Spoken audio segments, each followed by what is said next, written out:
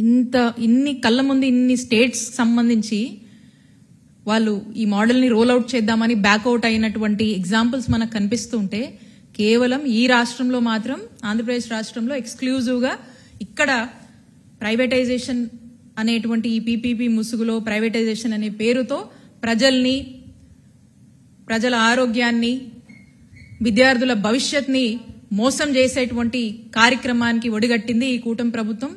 కాబట్టి ఖచ్చితంగా ప్రజలు ఇవన్నీ కూడా గమనిస్తా ఉన్నారు. ఇది తప్పు అని ప్రజల్లో పెద్ద ఎత్తున చర్చ నడుస్తూ ఉంది. మేము కూడా చెప్తా ఉన్నాము, వైఎస్ఆర్ కాంగ్రెస్ పార్టీ కూడా స్పష్టంగా చెప్తా ఉంది, మా నాయకుడు కూడా చెప్పారు, మీరు చేస్తుంది తప్పు. ప్రజల్ని, ప్రజల ఆరోగ్యాన్ని, వాళ్ళ యొక్క కష్టాల్లో ప్రభుత్వంగా అండగా ఉండి కాపాడేటువంటి బాధ్యత తీసుకోవాల్సినటువంటి ప్లేస్లో మీరుండి ఈ బాధ్యత మీరు తీసుకోకుండా ప్రజలను అలా గాలికి వదిలేస్తా ఉన్నారు. మీరు చేస్తున్నటువంటి ఈ ఆలోచనలు, ఈ విధానాలు తప్పు అని చెప్పి మా నాయకుడు జగన్మోహన్ రెడ్డి గారు స్పష్టంగా చెప్పారు. మళ్ళీ కూడా మేము చెప్తా ఉన్నాము, మీరేదైతే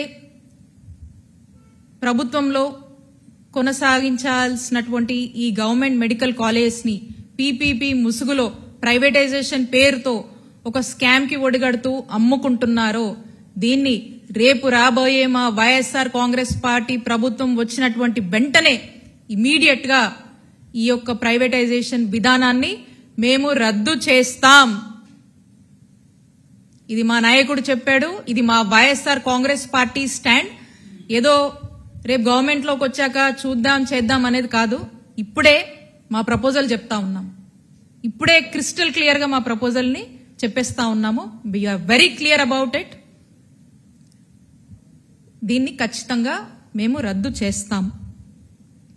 అండ్ ప్రజల పక్షాన ఈ గవర్నమెంట్ కాలేజెస్ విషయంలో మీరు తొందరపడి ఏ నిర్ణయం తీసుకున్నా కూడా ఖచ్చితంగా మేము దీనికి అడ్డం పడతాం. ప్రజల పక్షాన, ప్రజల తరఫున,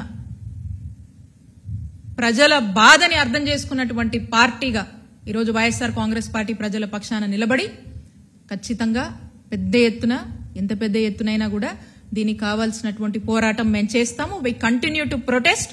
ఈ నిర్ణయాన్ని మీరు వెనక్కి తీసుకునేదాకా ఈ పోరాటం ఆగదు అని చెప్పి స్పష్టం చేస్తా ఉన్నాం.